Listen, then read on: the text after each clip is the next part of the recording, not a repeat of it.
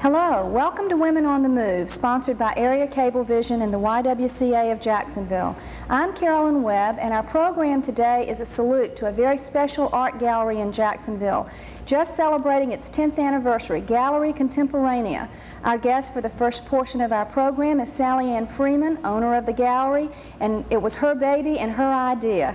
Welcome, Sally. So glad to have you with us today. And I'm going to ask you to just lead off and tell us how in the world did you get into all of this? Thank you very much. It's really a pleasure to be here. The story of the gallery is actually a sort of a long one, so I'll try to make it brief. In about 1970, I came to Jacksonville and started doing some volunteer work at both the Jacksonville Art Museum and at the educational station, and started their art auction for them. And in this vein, I've got to know all the artists in Jacksonville. And the realization came to me that there was no professional gallery at that time in Jacksonville that was dealing with the unique and original works of art of local artists of a professional nature. So I saw that as a real need in the community. And so in 1973, I did start by having a one-person show for John Bunker in my home, which was really fun and a tremendous success. It was a sellout, which gave me an idea that perhaps this was a good thing to do, that it really was a need in the city. And so in 1974, I opened in a commercial space, a Victorian house down in Riverside. And it was really charming. It had a turret, and it was just a lovely place to begin because it was manageable and small, and we were small and new, and there were 7 artists in the first show. And we were all about the same age and beginning together. So it was not only a great opportunity to do some professional work, but it was a fun experience, it sounds like. It really was. It was a great learning experience for me, and of course my work at the Art Museum had certainly helped in showing me the way to present work in a professional manner. I think it's interesting that only 10 years ago there was really not a professional gallery for local artists. Right. We don't, we think we've come so far, and yet 10 years is a very short time for that type of thing. Well, there had been several galleries, and they had all closed. And since I've been in business, interestingly enough, there's been a new gallery open and close every other year in Jacksonville, which is really very sad to me. Yes, that the community does not support the artists, and basically I think there are a lot of reasons why.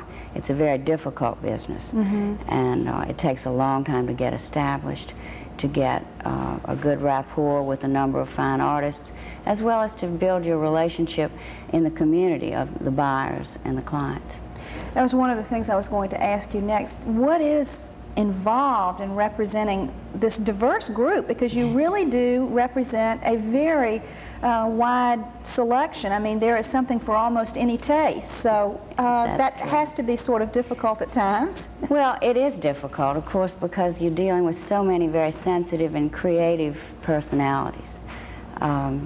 Basically, I like to keep, as you say, the wide diversity, because there are so many fine artists in the area that the gallery should reflect the whole spectrum and not stick strictly to painting or very expensive sculpture and things like that. And that's why in this current show, for instance, the price range is $125 to $2,600. So there's really something in the way of fine art available to the public at anyone's price range. Right.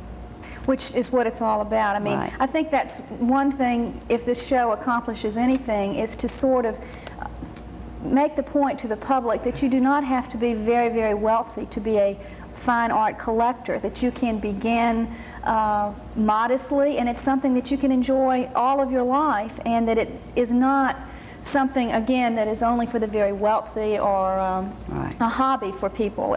It should be part of, you know, just your everyday life. I mean, what is more important than surrounding yourself with fine art or beautiful things in your home? I can't think of anything, a better place to spend your money, so to speak. Well, thank you. I agree with you, of course. 10 years, you've grown a lot. You've had some changes. Right. We actually outgrew the house in Riverside, and I moved downtown into the Independent building, which was a wonderful experience. I'm very much a supporter of downtown development, and I enjoyed my years downtown. About 3 years ago, I was asked to do the Southern Bell Tower corporate collection, and at that point I became very busy with the corporate art world. I had been doing a lot of that prior to that building, but that was the first big building.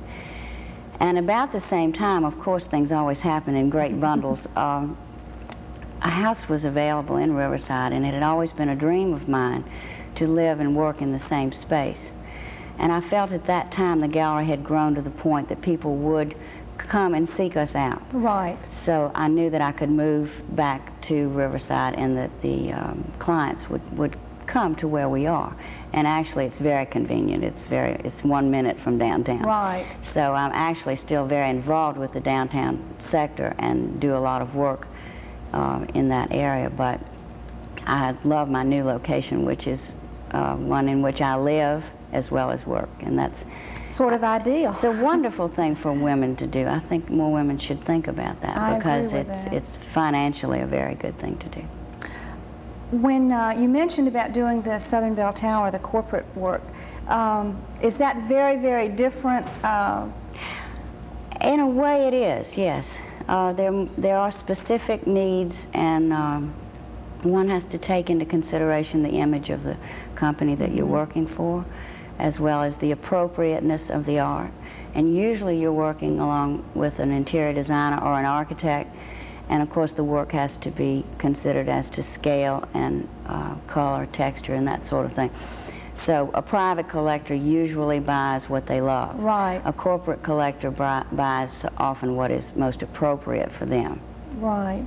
But again, I think that's an exciting development, though, that corporations are now really turning to fine art rather than just going out and purchasing, prints to fill wall space. They're really looking to bring something that is very special, both to their employees and to the public that frequents their business. So I think in that area, it's an exciting growth that we've seen. Oh, very definitely. The Jacksonville corporate world is definitely paying a lot of attention to Florida artists and to collecting good work that speaks well both of them and of their involvement with supporting the art community.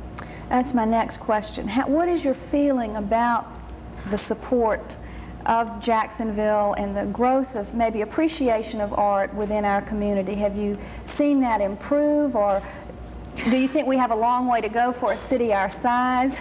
I think there's a long way to go, but we've come a long way too, just as they say in that commercial.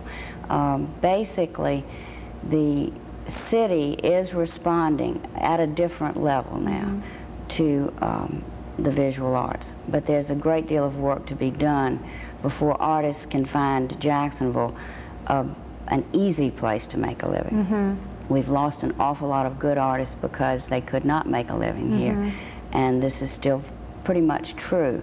All the people in my current show are professional artists, and yet they have to work at another job in order to make enough money to survive.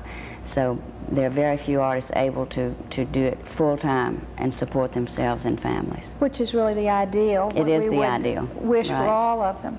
You've brought some work with us with you today, and I want to take a moment to talk about a few of the pieces, and then we'll get back to some questions. I'd be happy to. The silk screen by Gene Roberts is entitled Prairie Creek. It is a very unusual silk screen in that there are over 40 runs of color, all of course done by the artist. There's quite a difference in a print that is made by mechanical means and one that is actually done by the artist. And these, although they're very small pieces, since the image is about 5 by 7, there's a tremendous amount of work in it. And usually silk screens are big poster-like things. So Gene has really risen to a challenge here in this particular piece. It's very lovely, and of course it is a scene of this very area. It's beautiful, absolutely beautiful. Mark Howard is showing a series of stipple drawings. Now, these drawings on the surface do not appear so intricate, but when you consider that each dark place on there is a fine point of dark ink, it's an incredibly sustained and beautiful drawing of a woman sitting, of course, in the poolside, and there again a rather typical Florida image. I think that's what's exciting about a lot of your work, is that you represent, it does really depict our area. Right, which is very important. I think we all have a pride in where we live. Exactly. The only artist who no longer lives in Florida that is in the show, who was in the original show 10 years ago, is Jerry Beebe. And because he lives in California, the piece is very political. Its nature speaks to both the fragility of life. It's actually a flower pot filled with clay, which is cracked intentionally, and I think that has something to do with earthquakes and sort of tenuousness. It also speaks very strongly to gun control, to war, to violence. It's a very personal piece. It's a very, very personal piece, and as I say, it's also very political. And of course, the other three-dimensional work is an exquisite little piece by Marilyn Taylor, and I say little, I mean small in scale. It's very small. It's about 3 inches high by 4 inches by 4. And it's a very detailed ceramic piece which shows a woman looking in a mirror, and the reflection, of course, of her life, I'm sure, is in the meaning of the piece. Very delicate. Marilyn at one time was artist in residence in the school system and began to do this kind of sculpture using china paints, which is a historical woman's work, as it were. And of course, it's very lovely and very delicate. So she also makes, of course, very large and strong forms with the figure on the top of the pieces. So they're all very, very beautiful, and I appreciate you bringing them to share with us today, and I encourage our viewers, if they have not visited your gallery, to do so. It is a wonderful experience. Well, thank you so much. If you had to do it all again, Sally, would you? I certainly would. I wouldn't have missed a minute of it. It's just been a wonderful experience personally, and I do feel that the community, at least the art community, is being helped by the fact that the gallery has survived, as we say. Absolutely. I mean, that is a very impressive record. I mean, we've talked about the beginnings and endings of many galleries that we wish were still here. Yes, we certainly do. It really does say a great deal, both for you professionally and for the group that you represent, that you have stayed together and weathered it all. Yes. Plans for the future? Oh, lots. We have another show opening the 17th of this month, and we just would like to encourage everyone to come by. We're open from Tuesday through Friday from 10 to 4, and on Saturday from 10 to 2. Very good. I want to thank you so much for being with us and for sharing some of your experiences and some of the work that you represent. Don't go away. We're going to take a brief break for a message from the YWCA of Jacksonville, and then we'll be back with two of the original artists to talk about their work and their plans for the future.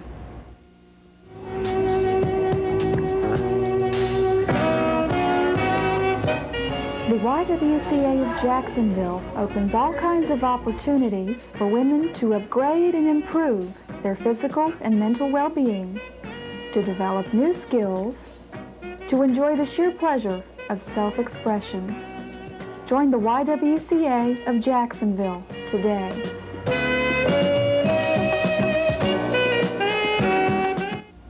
Welcome back to Women on the Move, sponsored by Area Cablevision and the YWCA of Jacksonville.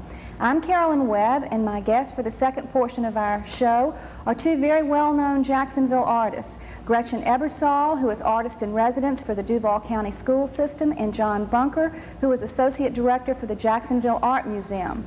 Both Gretchen and John are part of the original 7 artists that Sally Freeman spoke of earlier, and are part of the celebration for the 10th anniversary for the Gallery Contemporania. Welcome to Women on the Move. I'm so glad you both could be with us today. And Gretchen, I'm going to just start off with you and ask you to tell us a little bit about your work and what you do and how you feel about art in Jacksonville in general. Well, I'm what I guess we call in the trade a two-dimensional person or a two-dimensional artist. I don't generally work in the round, and I do work though with a variety of media. Painting, and in painting I use oils, acrylics, and watercolors, and most of my paintings on canvas are a combination of acrylic and oil together. Now, at one time I worked only in oils, and for a while I worked only in acrylics, and then within the last 10 years or so I began combining the two. I also do drawing in all types of drawing media, mixed media drawings primarily, and I work with color Xerox. Fine. John, I'd like to talk a little bit about your work and also your work with the museum, and then I'm going to get back and ask each of you that you brought today to share with us. Well, also, like Gretchen, I'm a painter, and I enjoy drawing considerably. I think it's reflective a lot in the work I'm doing now.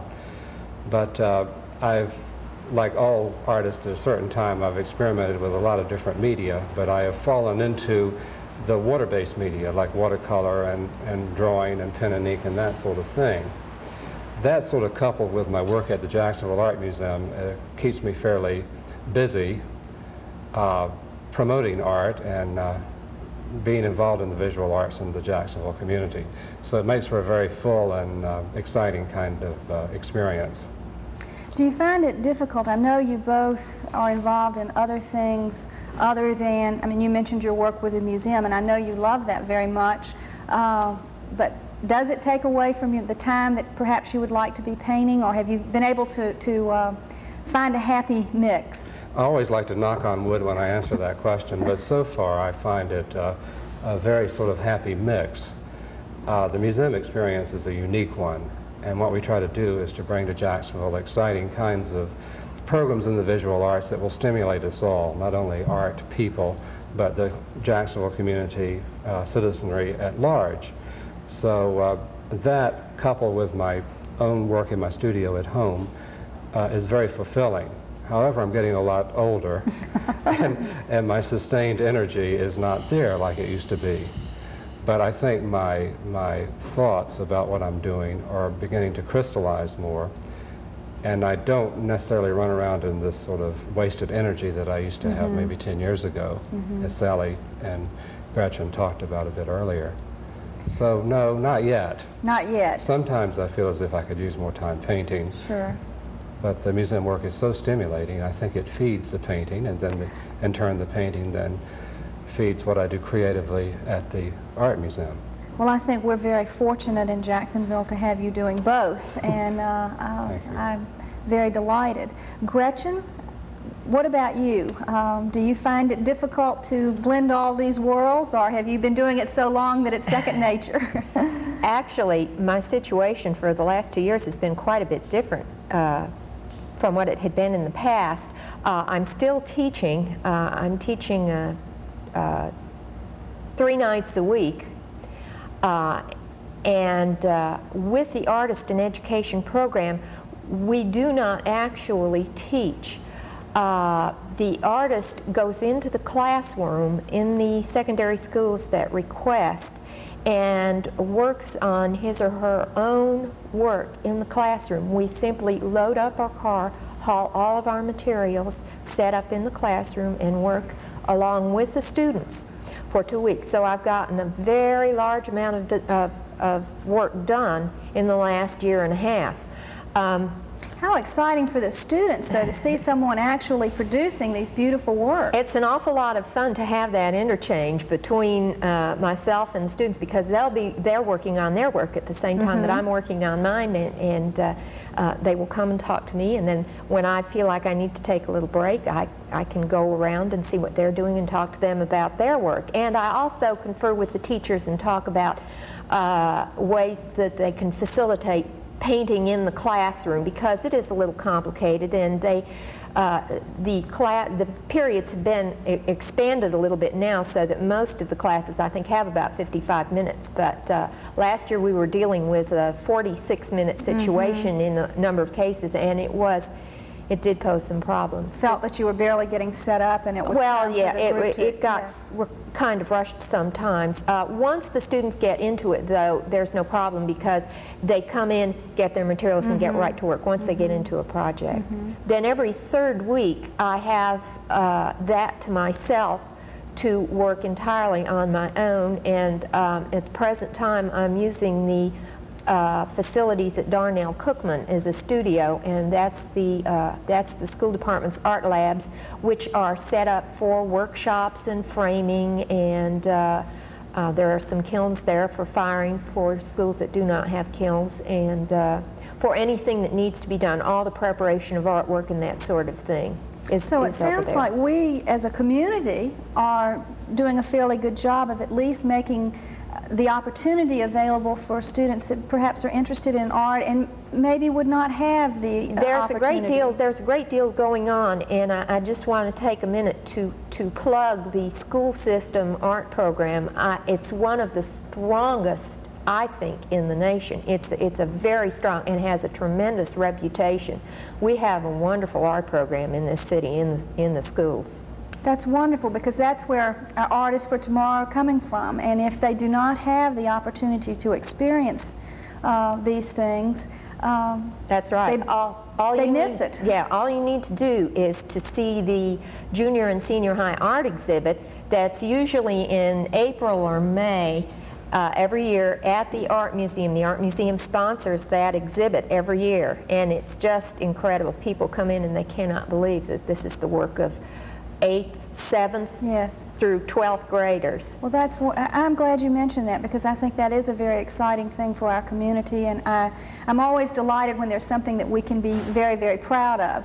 I tend to agree with Sally that we have come a long way, but we have a long way to go. Oh, so yeah, well. it's encouraging, though, to see that we are meeting head-on some of the needs of aspiring artists, because I think it is difficult once you know this is what you want to do, and even after you've become fairly well known, there still are times of ups and downs. But I think for perhaps a young person just finding themselves, that the guidance is very, very critical.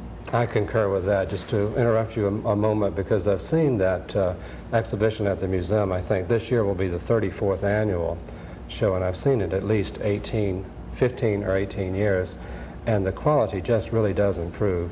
And I can reiterate that I think the Artists in the Schools program in Jacksonville is superb, and I will say that it is phenomenal.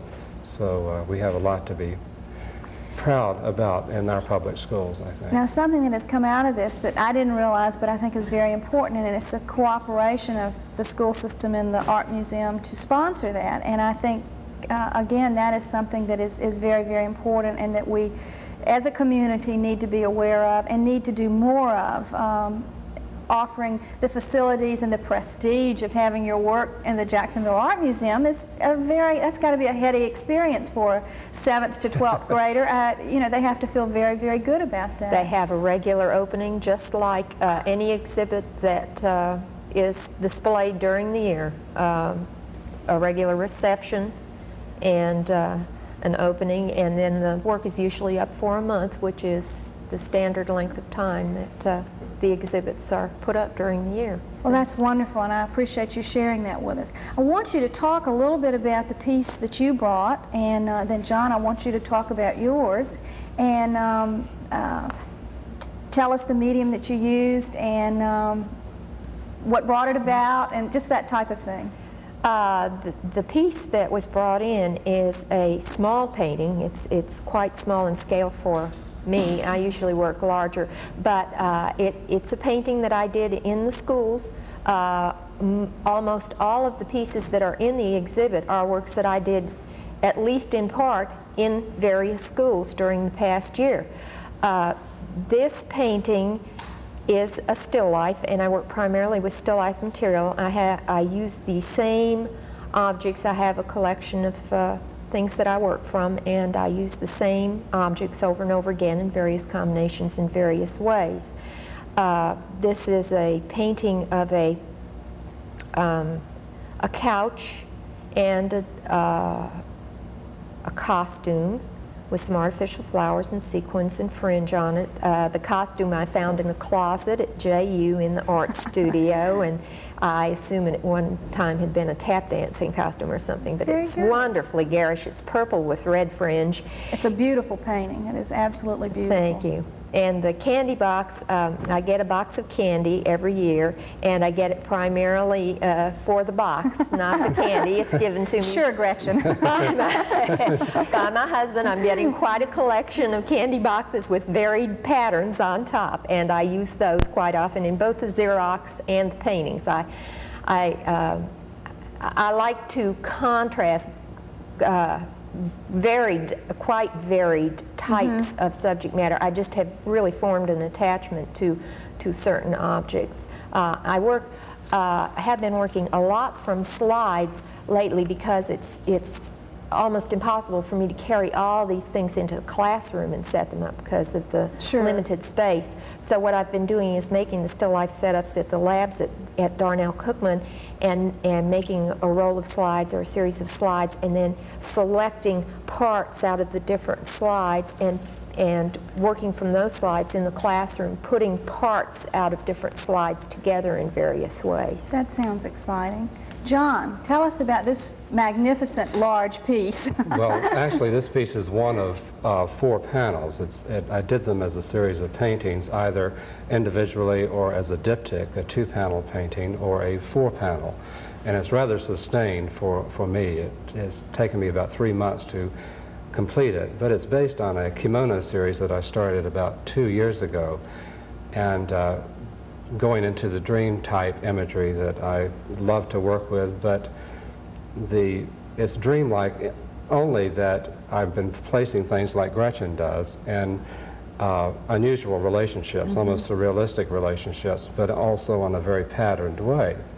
So it's like 3 different paintings: the basic pattern of the kimono, the painting, the watercolor over that, and then over that I've got a scrim of metallic gouache that I've placed over it. So as you look at it in different light settings, either artificial or natural, it changes as you move about it and walk about it. And right now I'm just real intrigued with glitziness and color and those sorts of things, plus imagery that are in our everyday existence, like our Florida flowers, azaleas, and birds and plants and all those kinds of things. All together makes it kind of exciting for me. It's absolutely gorgeous. Thank you.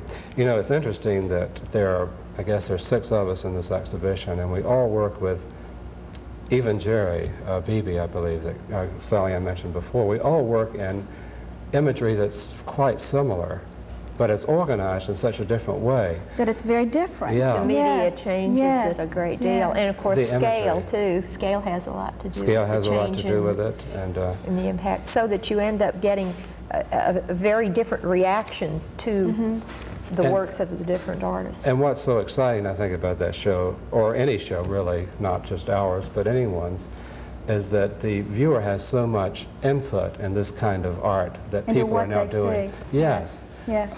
And they all are sustained. You can look at them for a long time, I think. I noticed that the other day when we were looking at the Well, works. both of these works were very, very beautiful, and I want to thank you for sharing them with us. I wish we had more time. There's so much I want to ask you both. You'll have to come back. Thank you But I for want to having thank us. you all for Thank coming. Invite our viewers to visit Gallery Contemporania in Riverside on Lancaster. It is a wonderful exhibit and something that you shouldn't miss. Join us next week for Women on the Move.